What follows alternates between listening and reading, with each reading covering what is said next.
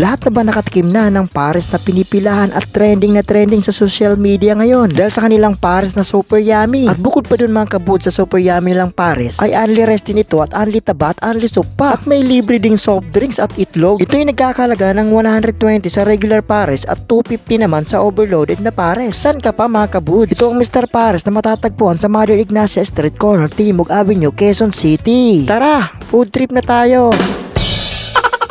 Umorder na nga ako mga kabuts ng overloaded na pares nila dahil takam na ako sa bone marrow at bagnet na toppings nito. So guys, unang kagat, cheers! Yummy! Sunod na tinikman ko mga kabuts, syempre ang sabaw ng pares. Kitang kita naman mga kabuts na hindi talaga siya tinipid. Kumbaga quality mga kabuts, quality.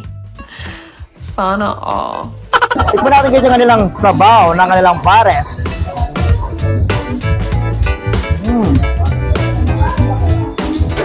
Malamis-tamis. Panalo. Sarap. Syempre mga kabuts, lalabas ng aking pagka-mathematician. Ulam plus rice, it equals plus 1 sa langit. Cheers!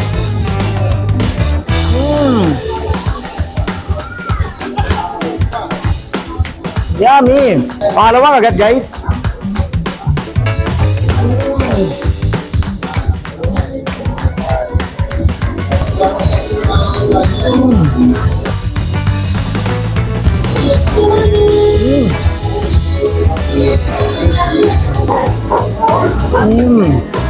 Ang sarap, grabe. Panalo. Bone marrow guys. Titikman natin ang kanilang bone marrow. Oh.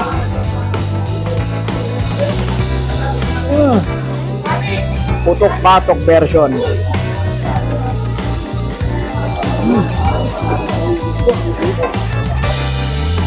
Garap, grabe.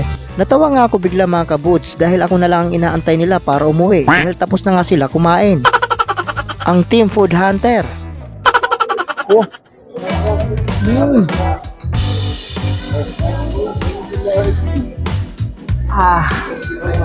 Yummy.